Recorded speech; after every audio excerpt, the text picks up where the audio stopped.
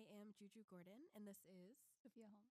and we are with Writers in the Sun, and today we are interviewing Bonafide Rojas. And Bonafide Rojas is an author and a part of the band Mona Passage. And if you look in our background, you will see his collection of books, along with a suitcase denoting decals that relate to the band. And now, you ready for our first question? Yes, of course. Perfect. Hi, hello, everyone. Thank you for speaking with us today.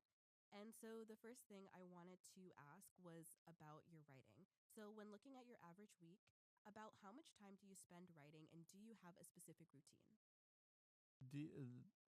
The hours will vary depending on if I have a project I'm working on and if there's a deadline. I think deadlines are important because it makes the artist work more consistently. If it's creating for the sake of creating to keep the muscle memory work, then it just comes whenever it wants. But if the deadline say like in a week, then you need to put more time. So I average about maybe 6 hours a week. I stretch them across. Okay. I have like a regular job. I teach high school in New York. Nice. And since New York is very designed in a different way than some cities. I do a lot of writing and reading on the train. My commute's like an hour and a half, so I have enough time to do most of those things there. And I try to. When I was younger, I definitely gave away much more time, but now I don't. I just like want to absorb more things. Like I want to fill the well up Right. instead of constantly going into the well. I like to fill it up, and that's how like I just intake, and then I set some time apart to create. Gotcha. Thank you. So, say when you have a specific deadline, does your writing process differ between writing poems and writing songs, or is it the same throughout? No, the process is completely different. The things that I've learned through through the years is I have a I have a personal difference in it where writing a poem doesn't require as much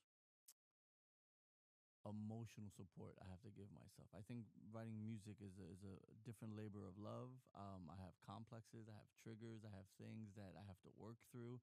I'm a lot more self-deprecating writing a song than I will be writing a poem. Like I know I can write a poem in my sleep, Right. and then I edit it, and then I read it out. Okay, this doesn't work. This doesn't work. Writing a song goes, well, this chord structure is boring. I'm a lot more critical because the absorption of a poem versus a song, the artist and the audience are different. I Right. guess, of course, you could say the poem is bad, but then you could always say, well, that's just perspective. But if you don't like a chord progression, if you don't like the melody, if you think the lyrics are boring, if you think the guitar's out of tune or the drum pattern, I mean, there's so much more things you can be in terms of critically analyzing a song. So I definitely put myself in in a different grinder of like, okay, let's work this out. One of the examples I always give people is like, look, I'm not Stevie Wonder. I can't just write a song with four chords and go, this is amazing. And it's like, no, if I write four chords, I go, this is really boring and no one's gonna like this.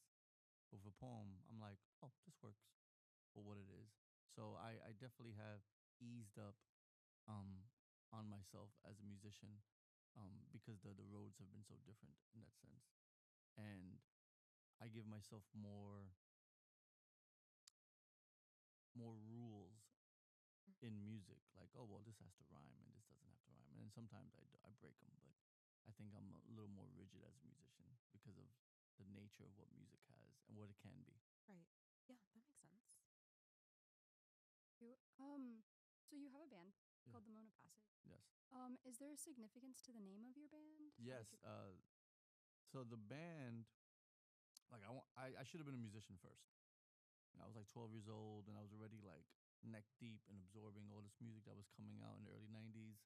But we were poor, so like my mother was looking at me like, she's a New Rican, Puerto Rican lady from the Bronx who didn't know anything about rock music or even hip hop. And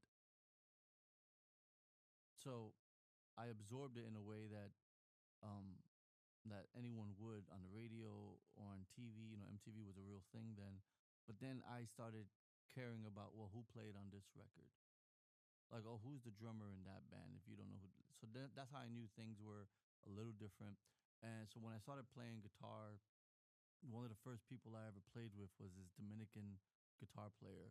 His name is Vincent Ramirez, and him and I had a huge love for Hendrix, for Santana, for Prince, for Zappa, and so when we started tinkering with writing songs, I was living in another city, and I was just, again, music and guitar playing is muscle memory. You have to constantly do it, or not that you lose it, but you have to like rebuild your dexterity. Right. So when I found myself thinking, okay, this might actually be a thing, I was reading a dictionary. And when I got to the Mona Passage, it was the Strait of Water that separates Puerto Rico and the Dominican Republic. And I thought it was very poignant to what I was doing. The music I write is literally for people of color. And of course, everyone can hear it. But if I'm mentioning, most of the songs I write about are about Puerto Rico, whether directly or indirectly. I don't know if the audience always gets that because they're like, you're kind of yelling at us. Like, I know. And and then in different variations of the band, they have been all Puerto Rican Dominican at one point, but I've had my consistent drummer Pete. He's been in the band since I started it, and he's in and out, but he's always at arm's length. And then I had to shout my singer out, Yabe, who is Puerto Rican also, who actually grew up sometime in Florida. He grew in Deltona for a little bit, but now he's still in New York. And and our focus is just talking about Puerto Rico and just the diaspora in general, whether it's through rock music, or through poetry, or through R&B, or through soul. Nice. And then, how has your music continued to influence your work? I think as a poet, um, the balance that you have as a poet and as a musician is that when I listen to music, I'm constantly listening to both, which is why some genres I can't listen to because there'll be a lack of. Mhm. Whether it's like I grew up in New York in the 90s, and hip hop was so important to me coming up. Some of my favorite bands are still bands I listen to, and that's because the music was amazing and the lyrics were amazing. And then of course, we go down 20, 30 years, and there's a stronghold on sampling and a stronghold on production, and then whatever sells makes a better sound. And I tell people, I'm in my late 40s now, but even in my early 40s, I wasn't listening to trap music. That wasn't something I could relate to in that sense. So okay, well, let me see what the lyrics say. Nope, the lyrics are dumbed down even more because now it's just a commodity. Now they're just being processed to sell to things. Mhm. So as a poet, I will watch for the lyrics. So I love Kendrick, right? You have to love Kendrick, right? You love Kendrick. Yep. I like J. Cole. I like Rock Marciano, but I still go back to I can still listen to a Andre 3000 song any day of the week, you know. And then when music wise, you just listen to like, okay, well, who's the best producers and who's making music that's still pushing the envelope? And I think that's the the approach I have with most things is like, well, what's what's being pushed here, or is it just being recycled to sell? And sometimes it's hard to be a fan because if things are all processed and reprocessed, it's a copy of a copy of a copy, and it's like, okay, well, I don't necessarily, I can enjoy it. Doesn't mean I necessarily want to like always listen to it. Right. When there's no originality, what's the point? I mean, everything should be original, but I Mhm. do know that being an artist in this time frame is not the easiest thing. Right. It's a lot of it has to do with if this is your livelihood, then yeah, you wanna make money, becomes a job, and that's a that's a whole other conversation about when art becomes a job. Right. Okay, so you mentioned some of your go-to artists, but what have you been listening to on repeat recently? So say in the past like month or two. So I'm in a cover. I'm in a band, and I just got recently joined a band called Live Coverage, and we're doing covers. So I've been learning a ton of songs that I know and I don't know. So I've been listening to, like always, I still listen to a lot of David Bowie. like Bowie came out last week or something, and I'm like, oh man, this song is great. But Bowie, The Clash, The Jam, The Replacements, uh, In Excess, which I heard they just got nominated for the Rock and Roll Hall of Fame, which is great.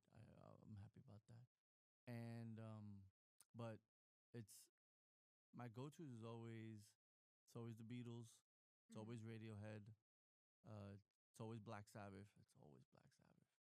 You know, it's always Tribe Called Quest, it's always De La, and you know, for every generation, when we have these emotional ties to musicians, you don't ever let it go. I always tell people that there's two musicians that predate, almost everyone that we know. There's two musicians who are still alive, who are still putting music out, who are still touring. That I say, when they pass, there's gonna be such a ripple effect. And there's Bob Dylan and Paul McCartney. And for folks who don't listen to them, I get it. But I always tell people you have to understand how there's at least two generations of people that looked at Bob Dylan as this like voice and he's like 85 and he's still touring. I saw Bob last year and I was like I was like I wasn't the youngest one there, but I was like, oh man, he's really still doing it. And McCartney, he was a Beatle. Like, he's one of the two last Beatles left, and he has a new documentary coming out, and I'm really excited to see it. And it's like it's Paul. I was like, I still watch Beatle documentaries like they're brand new. A friend of Right. mine who's another Puerto Rican guitar player from New York, he's like, they're really just squeezing everything out of the Beatles that they can. I go, I hope they squeeze everything out because I want to see all the demos. This is how I was at like 15. At 15, I wanted to hear demos. I wanted to see what was, the first person I think was probably Jimi Hendrix was the first one that I was like, oh, I have to get everything. This is amazing, because what was different between writing and music is that music really opened up the idea of what I could think about and sound like. Poetry gave me the vocabulary to express. Poetry was the first thing that people took me serious for. Where I was a class clown. Just making noise and just being a typical, títere in the streets. But when I Mm-hmm. started writing these poems, people go, oh, but the DNA has been music based for at least 5, 6 years before that, Right. where this idea of like sitting in your room or sitting on the train and you're playing Dark Side of the Moon over and over and over because you're trying to figure out what these British dudes from Cambridge were writing in 74 and why is it relating to a Puerto Rican kid in the Bronx in the 90s. And this Mm-hmm. is how I was looking at things. I was like, yeah, this is what it is. So like when Yabe joined the band, he necessarily wasn't like this big rock dude. But I was like, you know what? I need you to listen to Radiohead. I need you to listen to David Bowie. I need you to listen to Queen. Mm-hmm. And then he ends up coming and goes, oh, I like Iggy Pop. And I'm like, well, where'd you get that? Like, how did we even get to Iggy Pop? I was like, you're not even a punk guy like that. He's like, no, but I really like it. I go, okay, great. Everyone, everyone's on a journey, and everyone's gonna arrive to a point where you want them to arrive at eventually, Right. whether it's today or next year or 5 years from now. Because I mean, there are people who think the Beatles suck, and I don't really value their opinion because they're ridiculous.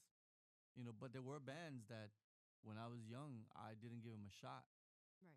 and 10 years later, I'm like, oh well, I'm stupid for that, and now I'm okay to say that. Like I love Rush, I love jazz rock, I love really kind of awkward rock music that challenges the listener because rock music had a different emotional palette than hip hop did.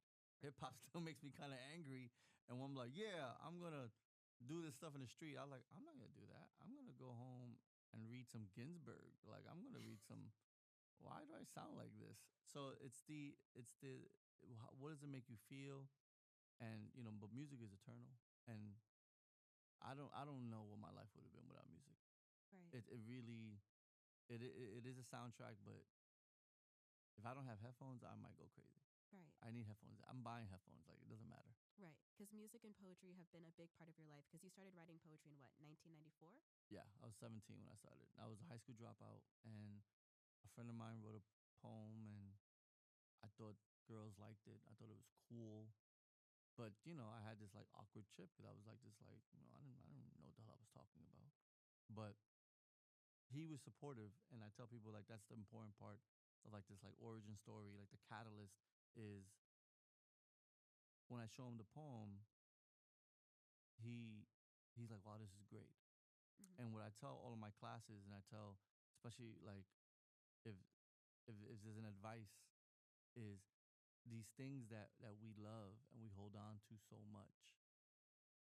It's okay if the person next to you or the person that you influence, if they do it and they become better at it than you are. It's like who's the person that was riding a skateboard who influenced Tony Hawk?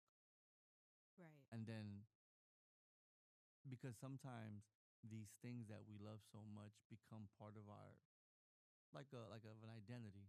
If you're the first person in the neighborhood who loves anime, and then the person you influence becomes like the anime guy. Sometimes some people get, they get triggered and they get defensive about it, but he wasn't. And I always feel like if he would have gave me a negative reaction, I don't know if I would have kept writing. I would probably still been a musician though, but I don't know if I would have kept writing. So I always mention that because I think support is important, and no one likes a hater. No one likes a hater. Like True words. these things are universal. They don't belong to any of us. Right. So, speaking of music and also speaking of haters, since you just brought it up, there has been a lot of controversy around the Bad Bunny halftime show at the There Super has Bowl. been. I didn't Of hear course, about the that. thing is, there has been controversy, not from anybody who actually matters, but I wanted to hear your thoughts on the halftime show. So I saw the original run. Mhm. I went to I went to the Choli. So you should know, I for years I was very like I didn't really get what reggaeton was trying to do. Mhm. One, because as most colleagues know me, when I listen to anything Spanish, whether it's poetry, music, my brain can hear it. I know what they're saying, but I'm constantly translating in my head. It takes me a second to like figure everything out. So I was like, all right, I'm tired. Like this beat is great, but they all sound the same. So Benito, when he puts out Safera, I was like, oh, this is alright. Like I know what they're saying. I know it makes me sound, like, oh, this is great. And then when Verano came out, I was like, oh, okay, this doesn't sound like a reggaeton song. This sounds like he's going into different elements. And then when Debbie came out, um, they were like the Nueva York, like so I was in the street when he was on the truck. He was like he drove out my neighborhood. I was like, what you doing in the Bronx, B? Like you're on top of a truck. So this halftime show was was great. I wish there was more darker skinned people of color in his like outfit of what was going on. Mhm. Um, I got all the influences. I got everything there. I've met Donita before. Um, and the Lady Gaga thing was cool. I like Gaga. I don't know why she was there, but it's okay. To each their own. He did look, all the critique about that was always really funny. I mean, he could have went with anybody. Um, I'm assuming this will be a collaboration later. Um, but I thought it was great. I thought there's a certain sense of national pride I think Puerto Rico gets with Benito. They get with Rene from Calle 13. Like there's a certain kind of pride that we get with them because they're not out here making themselves look like idiots. Right. And it's you know, like Bad Bunny literally just jumped over everyone and became like this wildly global superstar. And he's not just shucking and jiving, and the like when I heard he was gonna do the halftime show, I was like, wow, so we get Kendrick 1 year. I was like, we're in New York, we love this. This is it. And I thought it was great. I thought it's necessary. And for people who didn't like it, I mean, he played in a place called Santa Clara. I don't know if you're worried about Spanish. Maybe you don't go to California at all. That whole place is very, very Latino, very Chicano, you know. But no, it was fantastic. I was a fan of it. I saw it live. The game was boring. I'm glad Seattle won because I Mhm. don't care about the Patriots, you know. Fair But enough. it was great. No, Benito, like I now I think I feel like, well, what are you gonna do next? Mm-hmm. Like you're literally on this like amazing run of records that for your genre is unheard of. You do reggaeton, but you're not doing reggaeton. Like this is like you're. This is very much like. I mean, I can pick anybody. I could pick the Beatles. I could pick Stevie Wonder. I could pick Madonna. I could pick Prince. Like you're not. You start in this niche kind of thing, right? Whether it's pop music, whether it's funk, whether it's soul music, but now you're so popular now everyone's digesting it, Mm-hmm. and it's like, well, what are you gonna do now? And it's like, and I see what he does, right? Like we see him, you know, bringing things into light that most other artists don't do. Talks about femicide, talks about trans rights, and he's pushing the boundaries, pushing the envelope. And it's like, yeah, but then when he does it, and you see other people go, oh, okay, cool. Since he Mm-hmm. did it, maybe I can do it too. And that's okay. That's cool. Are you doing it because you're actually influenced or because you want to sell records? J Balvin. Cool. And it's before we move to the next question, I'm gonna shout out my friends Buscabuya, Raquel and Lewis are friends of mine. So when they had that song with Bad Bunny, I was like, oh, that's amazing. Because now look what he's doing. He's taken three artists from Puerto Rico, Buscabuya, Mm-hmm. Rayo Now, and Chewy, and put them on a record. And that's how you bring people with you. That's how you keep the door open. Yeah. And I think it's important. You know, I think people get scared about being on top and then having someone try to take them down. They get real protective of that position. Right. When sometimes when you leave the door open and you bring people with you, that becomes legacy. It becomes like a tree. Like, oh, these are the people that, and maybe you don't want to. Oh, okay, put me on. I don't care. Right. Yeah. Someone opens the door for somebody. These things are not a vacuum. You know. Kind of a little bit of a detour. But does the gentrification of Bronx and New York City continue to influence your writing? Yes. Gentrification. Let's talk about it. My God.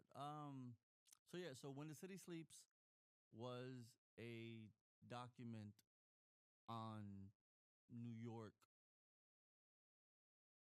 The book came out in 2012, and New York already had what 12, 13 years of like active, and this is like for certain parts, but of like active gentrification of people getting displaced in New York.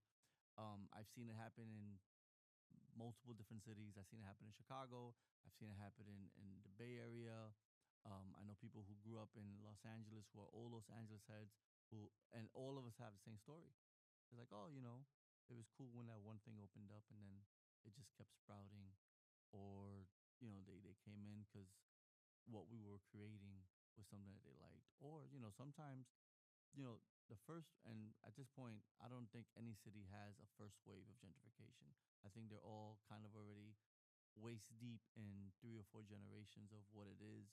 But when you look at the people who venture out from their initial neighborhoods, a lot of it is usually undesirables, usually artists who have no money. So, like I'm gonna tell you right now, if I move to a different city, I don't want to move to the South Bronx because there's nothing really there besides my house. Like if I move to New York now, yeah, I want to live in Brooklyn because that's where everything's going on. That's where I want to move to the East Village. Like, yeah, it's the East Village. I've heard it and seen it in a million movies. Like this is, but when you get there and you're like, oh, okay, this is wildly expensive for a 21-year-old who came from a different city. Like I don't get mad at it. What I get mad at is uh from a person's perspective is the entitlement some people want to have when they move to new neighborhoods. Mm-hmm. But then we don't hold landlords anywhere near um we don't hold them accountable because they're the ones that see everything as a profit build. Mm-hmm. And you know because if they don't see a young couple who moved here from you can pick any city. It doesn't even matter. It doesn't matter. Race does matter in this, but it doesn't because it's a class issue. But if you see a young couple from Miami or from San Diego or from Texas or from Paris, they see dollar signs and they can hike things up and they move. But if they had some kind of morale or loyalty, which sounds crazy, and this idea of like ownership and supply and demand, if they have some sense of morale, they'll go, we have no space. But I know someone who does, that doesn't displace a family of six, Right. for what, an extra $200 a month, things like that. And and it just gets out of control because dollar sign, that's what capitalism does. It drives everyone crazy. But yeah, so everything is always a documentation about what was and what is and what can be. You know, Excelsior. I mean, Excelsior, which is a combination of Bello Bueno, When the City Sleeps, and Renovatio, and a whole new chapter. You know, some of the poems in Excelsior that exist in the other poems, some of them look different because I revised them or renewed them or remixed them for the sake of where we are right now. And I got that from E. E. Cummings. Cummings would have a poem that is, scattered and looks like a calligram or looks like concrete poem or very surrealist. And then you go like 3 books later or a different collection and it's just one block of words. And that gave me the audacity to be like, okay, I can do this. If you can do this, I can do this. Right. Yeah. And I think it's important to like keep um, context and time and place relevant to the poem that you're trying to talk about. And the biggest example is when you read Bello Bueno and you read 25 years in, which of course I'm dating myself, and then you go to Excelsior and it's called 45 years in. But not much has changed because a lot of it has to do with like foundational stuff. So in 45 years in, you try to make the time and the context stay relevant, um, because we change, but we don't change as much as we think we do. Mm-hmm. But there are things that we clean up. Like I think in 45 years in, I think I added more musicians. Like, hey, I forgot to mention Jeff Buckley in the original one because I was probably running through edits and stuff like that. But yeah, so gentrification is always going to be something that I observe, that I watch. I still live in the Bronx. I still live in the same apartment I grew up in. Nice. And that's a real New York unicorn thing because people don't, And then it's the idea of like, oh, I want to go somewhere else and give my family a better life. I go, yeah, but people did that. The Bronx wasn't all Puerto Rican.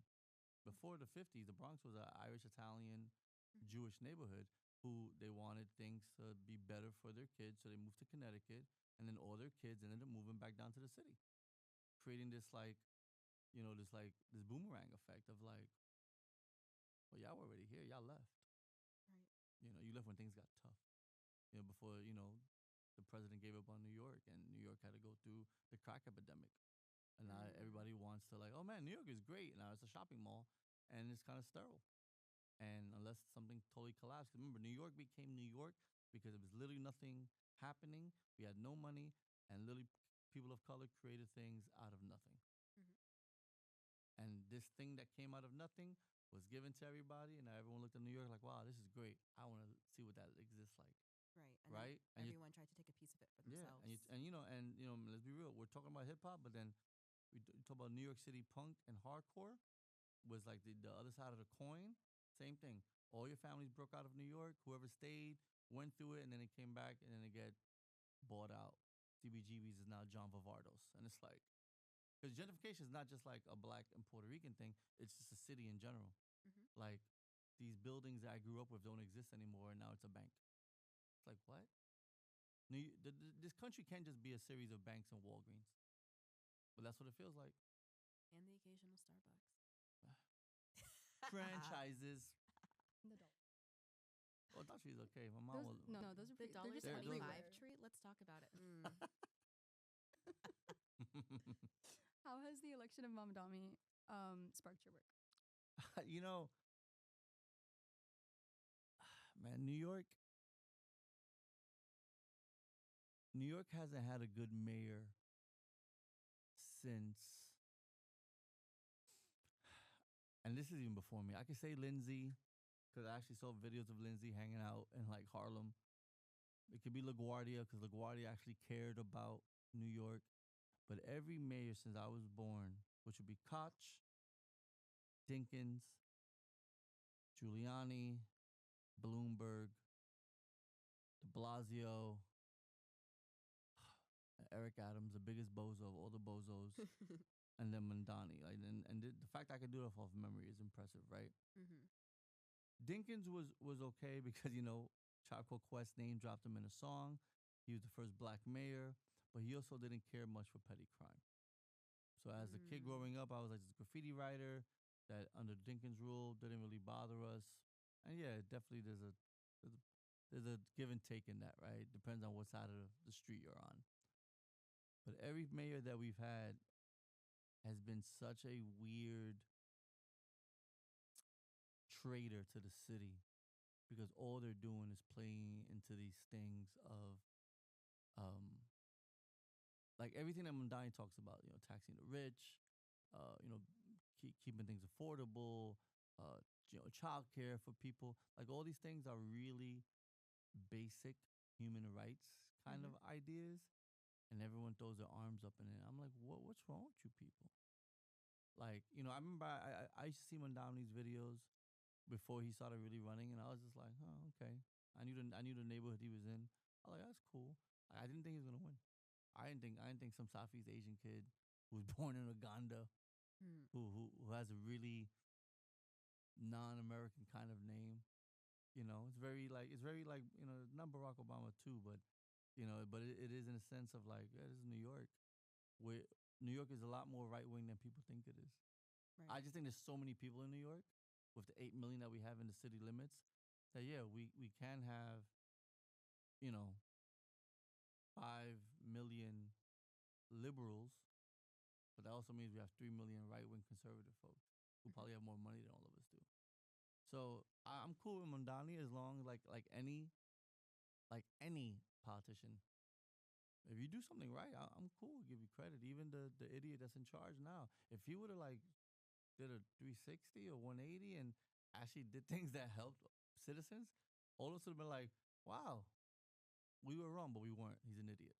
Oh, He's a yeah. joke. We're not gonna talk about that. It's a different podcast. That's a different podcast. Yeah, I actually don't think we have enough hours for that. No.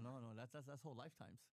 That's whole lifetimes. That's whole generations of everyone's in school right now. This is the whole generation of talking about how you grew up in the era of orange, and it's utterly ridiculous. It's utterly ridiculous, and I feel sorry for y'all. This isn't about me. Like I'm already on the other side of 30.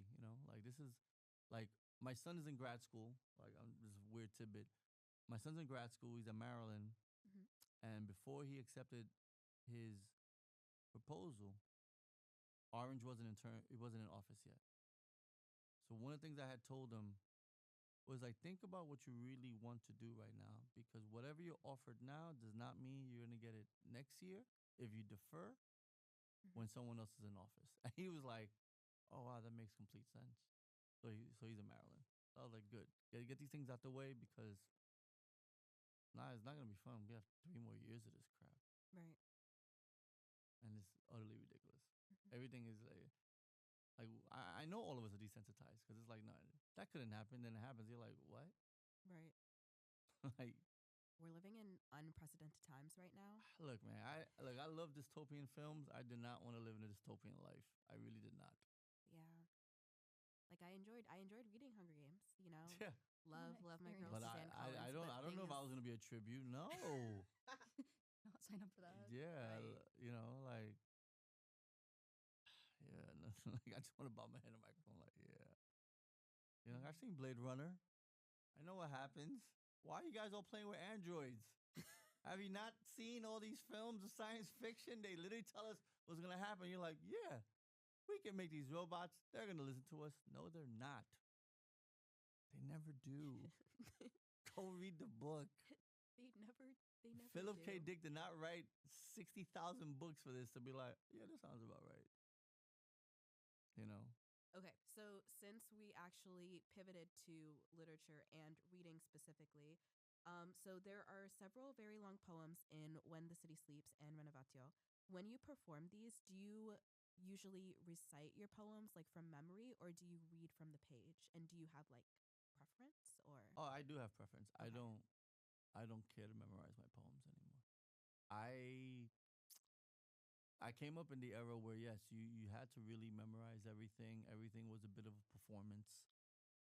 Um, but then does the audience care for the performance or do they care about the work? And if they care about the work, are they listening to the little nuances, or are they waiting for the punchline? Mm-hmm. Are they waiting for the hot line or the hot take in it? And so I kind of purposely, because I feel like the as as as someone who does spoken word and someone who is a poet, because I don't think there's a distinction. I don't need a distinction to be different. I'm a poet, and that's what it is. Mm-hmm.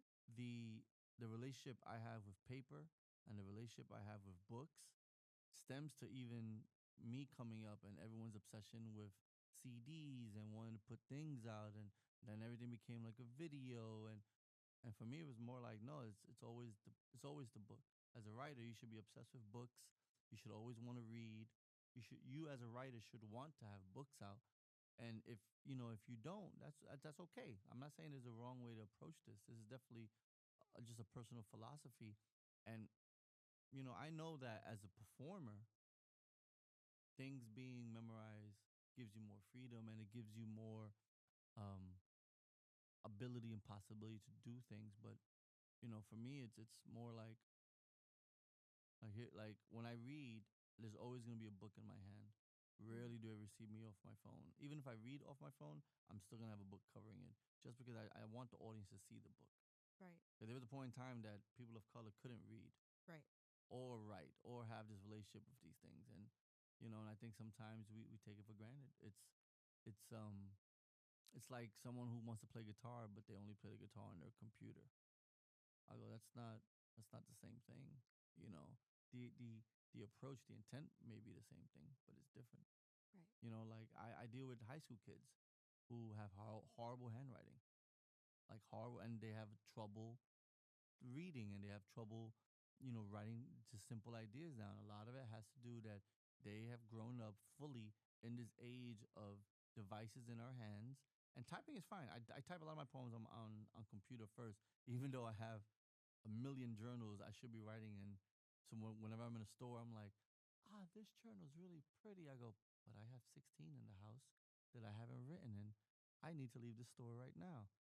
But when it comes to like the early foundational things, no, I think very instructional penmanship is important Yeah. because it expresses what's the joke that me and Kevin, the professor here. Oh, Kevin Meehan. Yes, we were in the car, like so he has like this really he's gonna hate I'm bringing this up. He has like this nice cool little Kia, and I looked at him. I go, really? I would have pegged you for someone who drove an old sports car or old Jeep. He goes, yeah, I did, and just kept giving out on me. I go, but what happens when all the technology goes down? You're gonna be a slave to the overlords like everyone else is, and the image when I say the slave to the overlords of technology, the Simpsons have this tidbit of like, and this is how dated it is, that the iPods were like these overlords, and it's like, yeah, we are a slave to all these devices. Mm-hmm. We know that if Wi-Fi and cellular goes down, 80% of the people are going to lose their mind because they can't access certain things. Right. I still do things very somewhat analog, and like I have a bunch of books, and my guitars work, whether electricity is a whole different thing. I'm not talking about electricity. I'm just talking about technology and how we are so dependent on these things. It's okay to detach sometimes and just really hold something that goes, yeah, this is mine. And like the streaming wars is that's a great example. Yeah, when streaming came out, we all thought it was this really great tool. Then they monetized it. Mm-hmm. Then they took things out of our hands and go, well, we control it. You have to pay us to access it. And it's like, oh, so the be- the so I pay you to access it, or I was supposed to buy all the DVDs I ever wanted. But now, if you go to certain stores, that department doesn't even exist anymore, and then we Right. become a slave to the websites that pay these things. So I do tell people, if you love something, own it, Right. because then it's yours forever. Right. I got my Beatle DVDs. I got all my music documentaries. You know, I got all my favorite films. I got 5 copies of Akira that aren't even open. Just wanted to see how it looks on Blu-ray. No, I'm really particular about those things because there is a point in time that, yeah, something's gonna happen, and we're gonna get bounced back 50 years, and we're gonna start from scratch, and people aren't gonna know what to do. Right. Fair enough. Thank you for coming to my TED Talk. Thank you for having us. That was great. Okay, so honestly, you already answered the second part of this question. So you want to move on to the Yeah. You have a poem from your work that is particularly special to you? As an artist, you try not to answer these questions. I will though, because it's like the who's your favorite kid, and since I only have one, he's my favorite. My favorite child is my son. Um, even though he can text me more, he can call back. Just have a conversation. Um, if I go through all the books, I could probably pick one out. In Pelo Bueno has some of the earliest work I ever did. Um, and the creed of the graffiti writer was probably like the third poem I ever performed live. I think the first one was this piece I had called "I Am," which isn't actually in any of the books. I purposely left it out.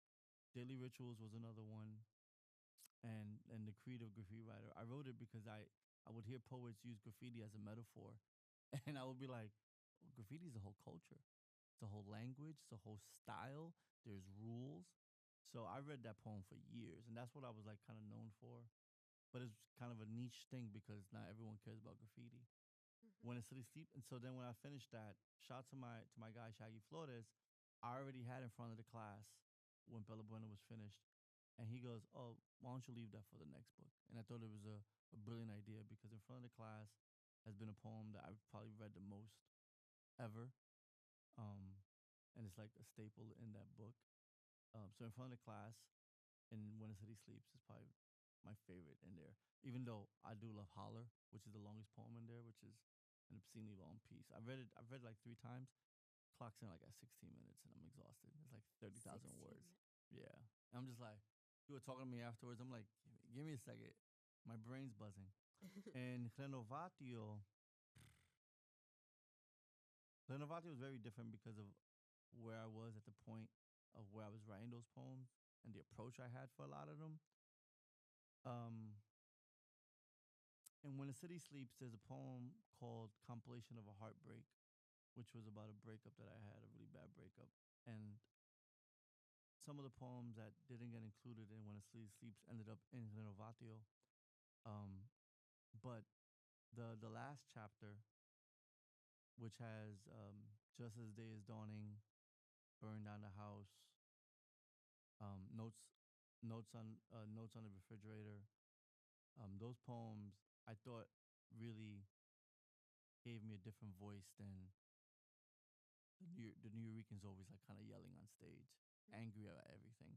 Notes Notes Excelsior is different because it's a compilation, but Notes is my favorite book Mhm. because I didn't think I was gonna write the Puerto Rico book, especially as a rock and roll guy. I thought I was gonna write the rock and roll Puerto Rican, which is another poem in Bella Bueno and Excelsior. And if you compare them, the one in Excelsior is actually longer because I added more musicians. But that was the thing was, shout to Jose Irizarry, who's in the house right now. He brought me out to Puerto Rico, and that was the first time I have read in Puerto Rico as a poet. Not visited because I have a long-standing relationship with Puerto Rico, Mhm. and I was in Puerto Rico for like 3 times a year for the next like 4 years, and I had all these poems coming out. I was going to these places that I had never went to before, right?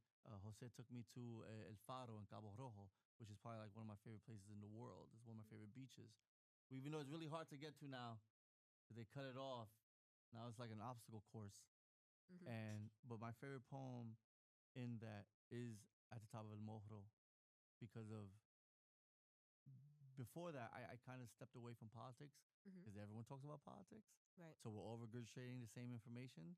But that poem was written at the height of Rosello's governorship, which uh, all politicians suck. They all suck. Right. They all suck. There isn't a good politician because if you were good, you wouldn't be a politician. You would do something else. Fair So enough. Atap el Mojro, the poems from my father and my mom were really important, especially for my mom because she was alive when this book came out and she saw these poems in person. She had went to all the book parties. She had passed away the year after, and um, last night in Santurce, which was this piece about my father, which was the first time I had read poetry in his neighborhood. Um, I like that one a lot. It's a little heavy, but I do like that one. And Excelsior, um, I mean, yeah, all my favorite poems are in Excelsior. That's why they're there. But at my funeral, I think it's cool. I don't write jokes. I don't think poetry is a space for me to be funny, even though I am naturally funny. Right. I will confidently say that I'm a funny person. I didn't curse. That was great. And but at my funeral, I'm able to crack jokes and give instructions, and all the poems about my sons. Those are all poems I really really like. Mhm. Um, you know, but yeah, there are definitely poems I'm like, this doesn't hold up. That's okay. Right. You know, it's okay. That's the journey. It's all about the growth. It's all about the journey. It's all about the end. Mm-hmm. And then when you're like, it's all right. Like who is the poet that I really liked who was really old? It was like Stanley Kunitz, Ernesto Gandenal. I mean, they're like 90 years old writing poems. I'm like, what do you think about when you're 90? Like, what do you think about? Like, that's what, you know, and I talk to old people and they're like, I'm in pain. And I'm just like, oh, like, are you going to write poems about being in pain? I mean, but it's a real thing, you know, like pain is a real thing. You know, it's something physical. But I always wonder about the perspective of what we write about in our 20s. How do we feel about it when we're in our 50s? How Mm-hmm. will we feel about our 50s in our 80s? You know, because after a certain point, time does just fly by. Mm-hmm. Like I know I'm approaching like these big milestones, and I'm like, really? I still think I still look like I'm 35, and I'm okay with that. But I'll stay in my 40s. But those things are just things. It's like wow. Like what I wonder is, did my parents see that? Mm-hmm. My mom was 40 when I was 13, but she looked younger when she was 50. So it was like,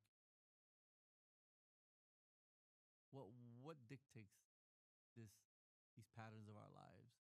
Is it the work? Is it the career? Is it parenthood?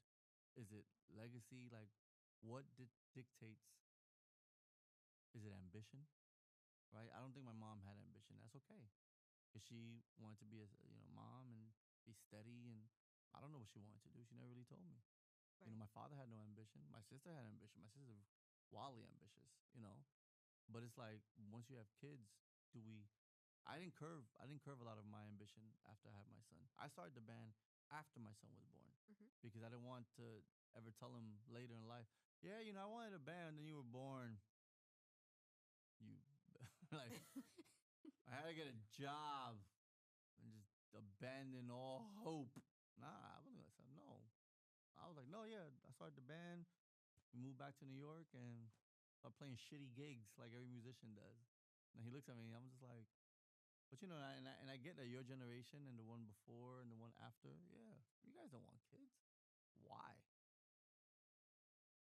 Shit is rough. Being a parent was rough, and I definitely stopped writing after I started the band because it was just like this like an overload of like information and just like you're just tired.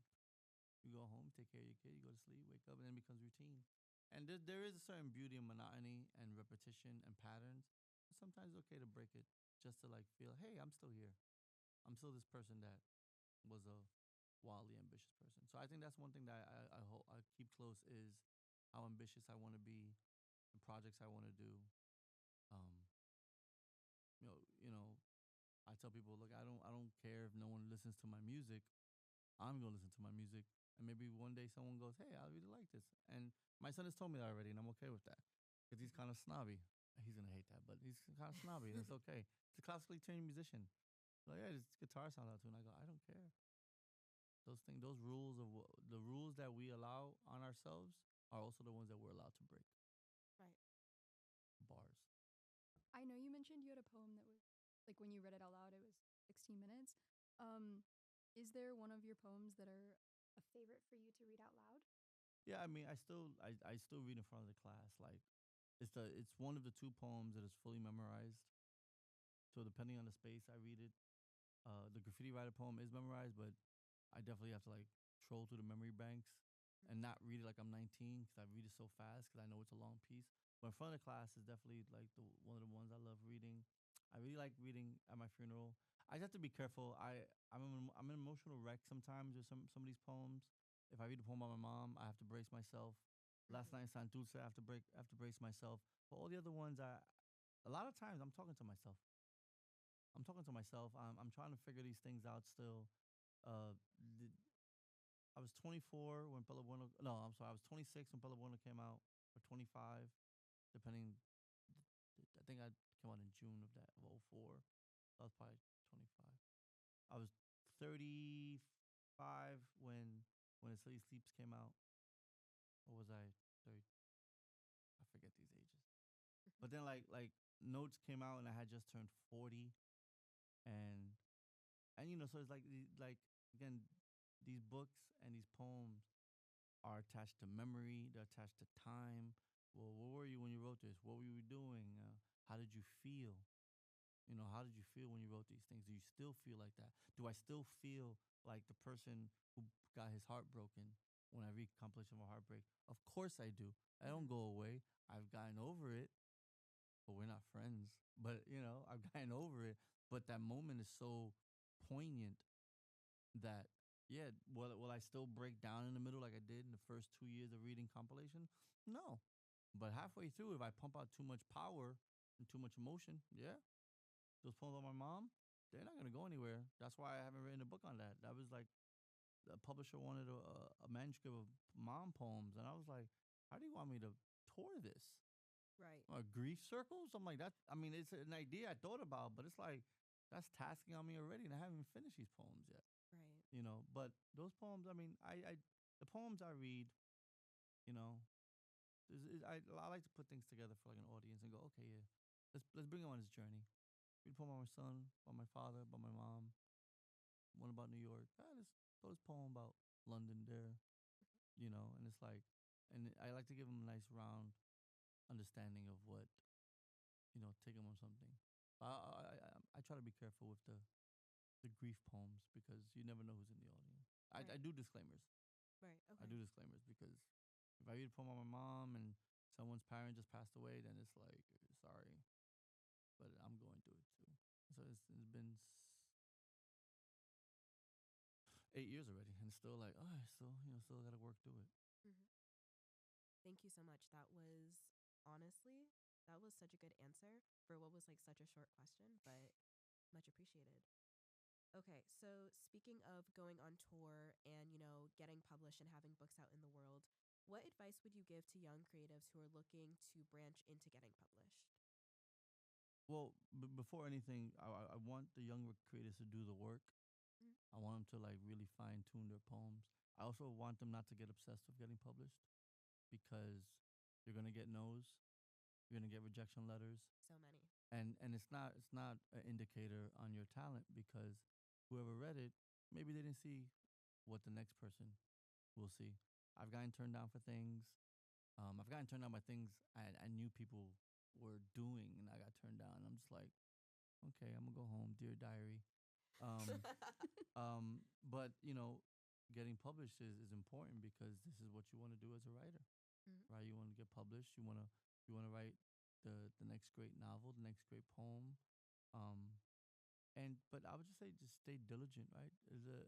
I had a mentor early in my life. I had a bunch of mentors early in my life who I just chopped it up with, and one of them was like, you have to read. You have to read a lot, and you have to want to get published. You submit to things. Submit to things, that you not that you can get into, but give it a shot. Mhm.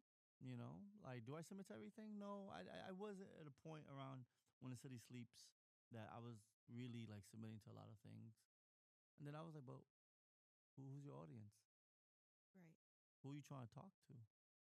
Like, do I find that there's a difference between reading in a room full of other creatives and poets versus a room of people from my neighborhood or people I grew up with or people who don't know me but have an affinity for poetry but aren't writers or just they understand what's going on?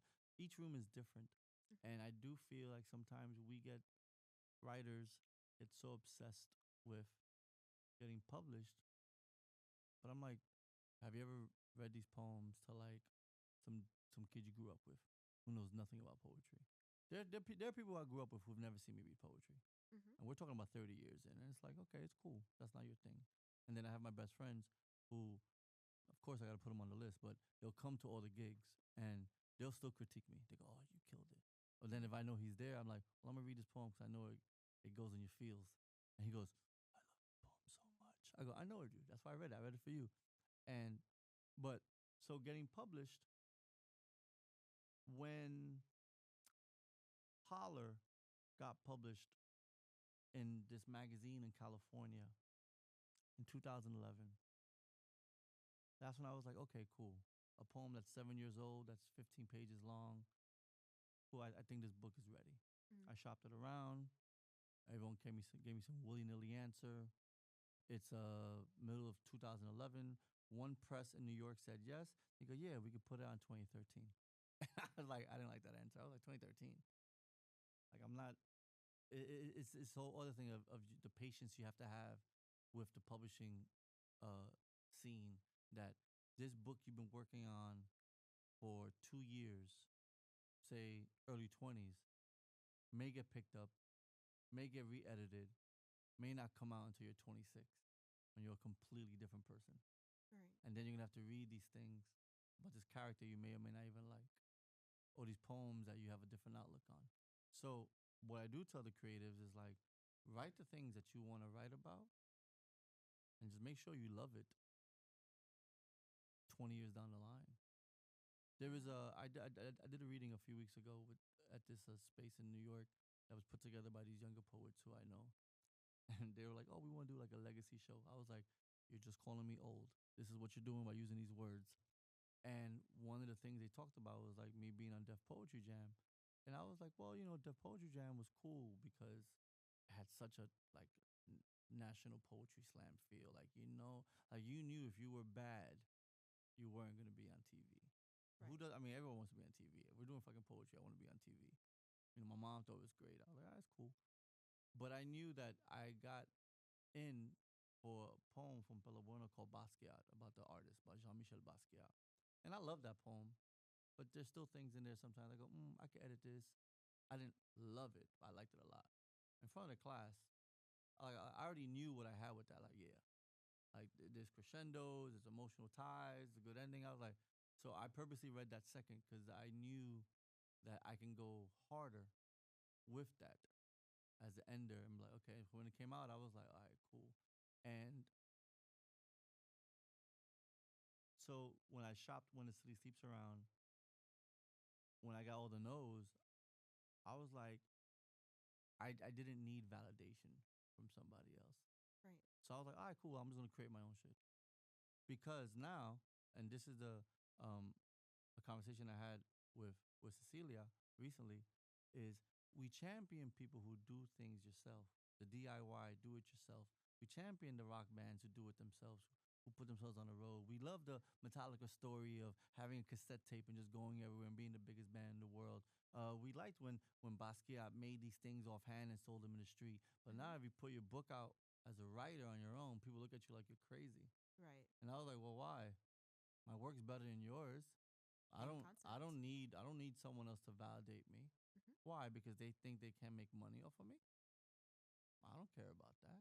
So when I created Grand Concourse Press, that was like the point of it wasn't a point of like me saying, oh, look at me, me, me. It was more like, oh, I want to control everything. I am a bit of a control freak. But I also wanted to control my output. I want to control the masters, like you would say in music. Mm-hmm. And so 2012 came out. LA, LA, New York, London. I toured it the whole year. Got some nice little write ups in like the Daily News, stuff like that. And by the time 2013 was done, I was still touring, and the book wouldn't have even come out. And it made it look different. I might have had a whole completely different experience, Mm-hmm. you know. And those are things that I tell people. It's like it's the whole like let me bet on myself, let me bet on myself and see what happens. I know a lot of, but there is a double edged sword. You have to have a wild work ethic if you're doing things on your own. Mm-hmm. Because even if you go with another press, you still have to do a lot of work. But now there's just someone else you have to talk to about it. So like because I already had 12 years of doing poetry everywhere, I already had a network. So what I do tell people is like, well, are you an introvert or are you extrovert? And they go, I'm introverted. I'm like, then doing things on your own may not be the way you want to do it, because then you have to give yourself deadlines and you have to do the work. You have to do the legwork. You have to go outside. You have to talk to people. You have to email everybody about, hey, this doesn't work. I need this. You have to be a bit. You have to be like a little firmer with things. So Excelsior more than likely is the last book I'm gonna put out on Grand Concourse Press for myself, Mm-hmm. because it does roundabout like a nice like arc. But yeah, all these books, notes. I know I could have shopped notes around, but would notes have come out in 2017? No, no, it would have came out in 2019. My mom would have been dead and never saw these poems. So I'm okay with that, you know. And but for the creators, stay ambitious, stay ambitious. Um, you know, it's okay to do things for yourself, and it's okay. Like the question I get from people, from poets who are established and not established, is should I do it independently or should I have someone, you know, publish me? I was like, well, where do you want to get published at? Because a lot of these things, they're going to look at what have you done, what can you do for them, and then they'll do some of the work for you, which is great.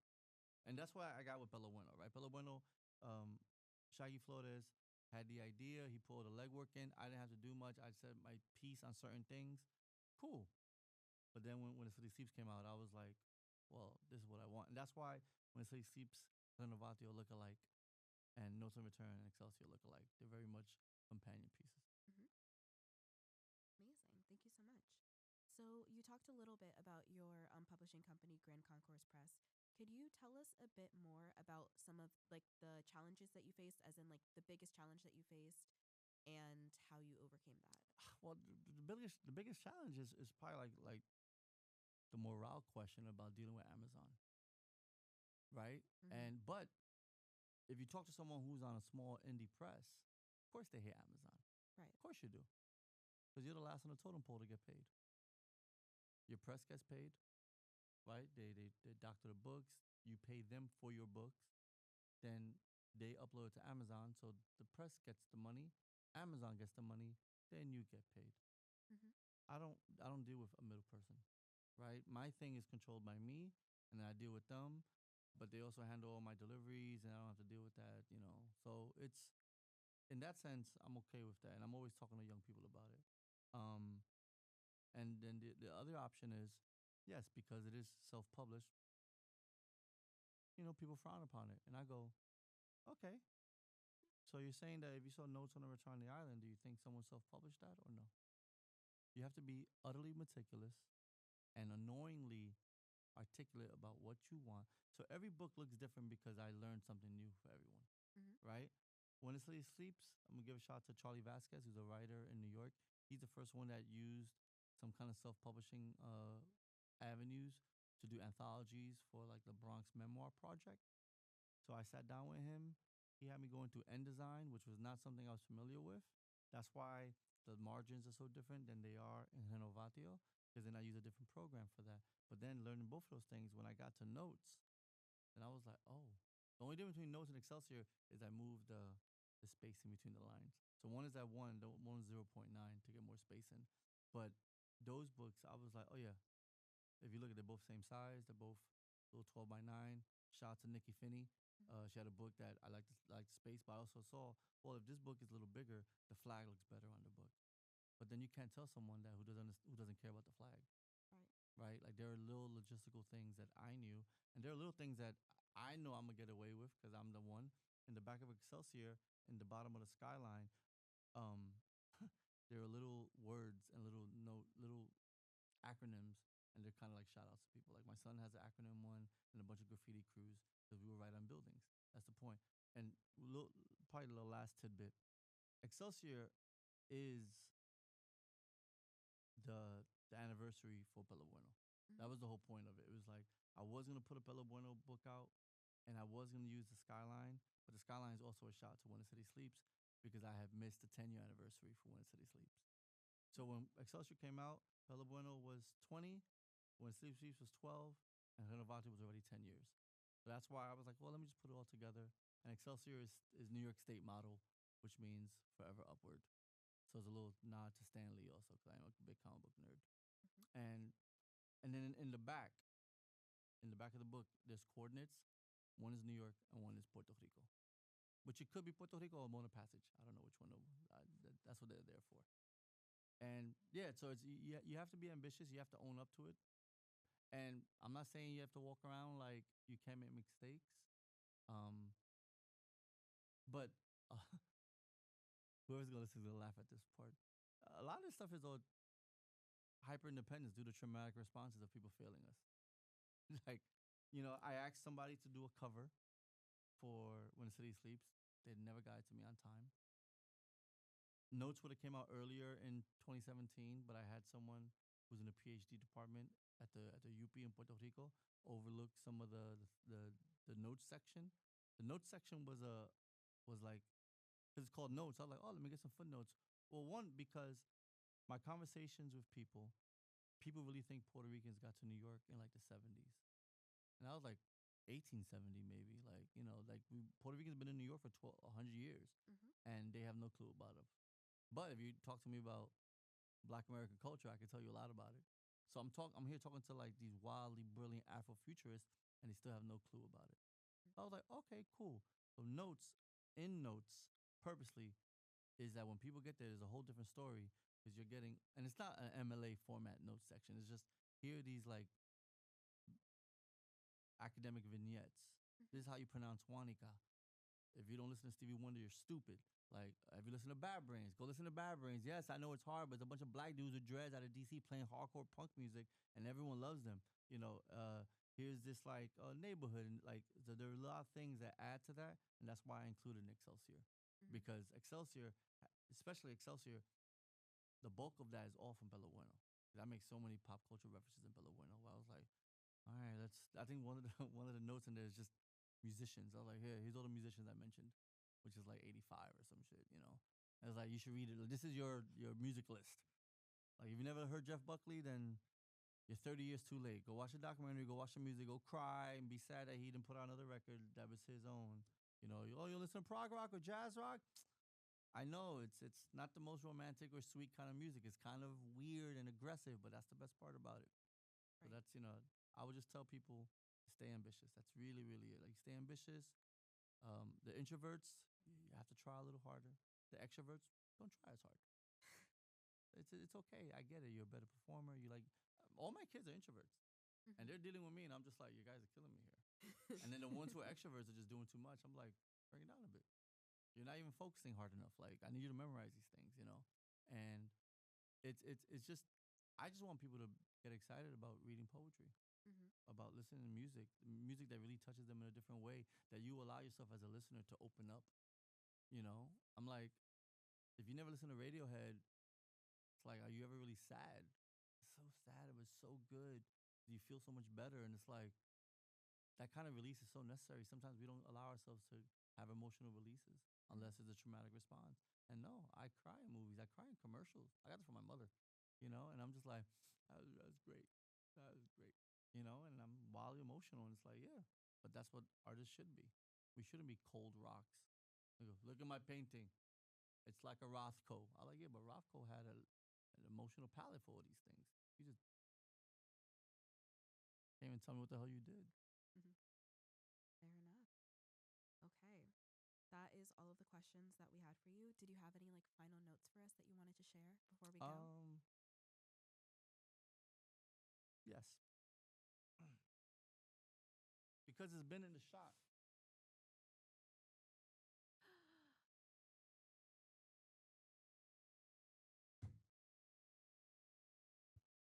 This is the box. The box has a story, of course it does. But the box has been with me for over 25 years. I found it randomly in a street corner in the Lower East Side in the garbage. It was a silver box, and I don't know why. I was like, oh, I'm gonna take this home. I don't know if it was. I really don't. I really don't. I saw it and I was like, oh, it was a cute silver box. So then one day I put a sticker in the front.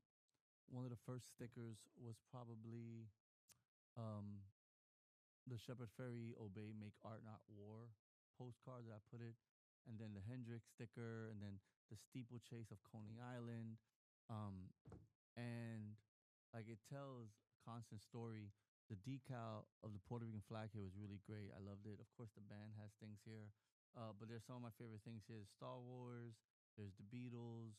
Um, on this side, there is Ginsberg, Karl Marx, Slash, Sade, an immense amount of Bowie, some Warhol, the New Eureka Poets Cafe, um, and then like the Dragon Ball stuff is stuff that I've loved for so long that I was really excited about. And there was a point there people go, "Oh man, that's very Pedro Pietri-ish of you." And I knew Pedro, and I was very young I was young when I met him. Um, but I don't, that this is just like the box is a complete um it's my homage to pop culture, which I do love pop culture a lot. I think there is a, a necessity for it, not like an obsessive necessity, but a need to like my mom wasn't like that kind of person. Mm-hmm. My mom stopped listening to the Beatles in like 62 or something, but her best friend loved the Beatles. And I remember my mom told me a story once, and we can end on this. She would have been like, call her my godmother. She saw the Beatles at Shea Stadium. She loved Elvis, but she had passed away. I think when I was like 10, she passed away from complications of AIDS. And my mom would get sad when I would play the Beatles. She was like, you know, Jeannie would have loved that you loved the Beatles so much because her favorite was Paul.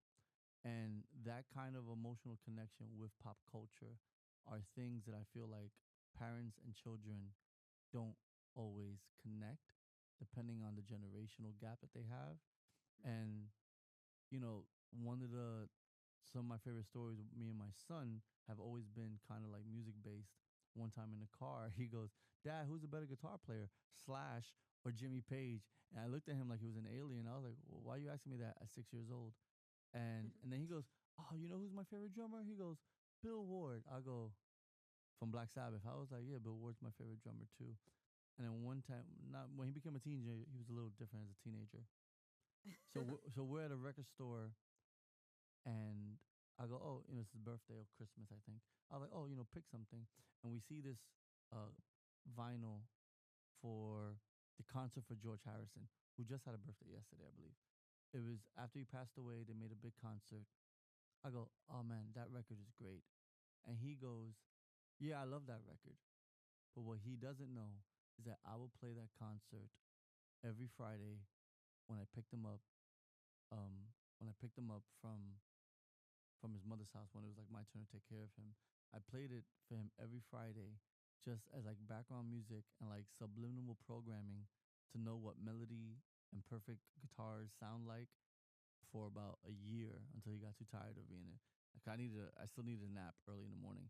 And so I always thought that was funny, but that kind of language that exists between parent and child or just old generation and younger generation, I think pop culture, that's what the bridge is for pop culture. And I think people should do a more.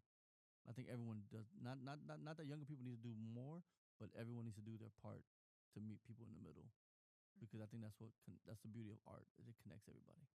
Well spoken. Thank you so much for sharing your time with us. Thank you We for having me. appreciate it. You don't want to do like, and this is Riding the Sun. Please tune in next time. Hit the cameras. Hit the camera. And on that note, thanks for watching.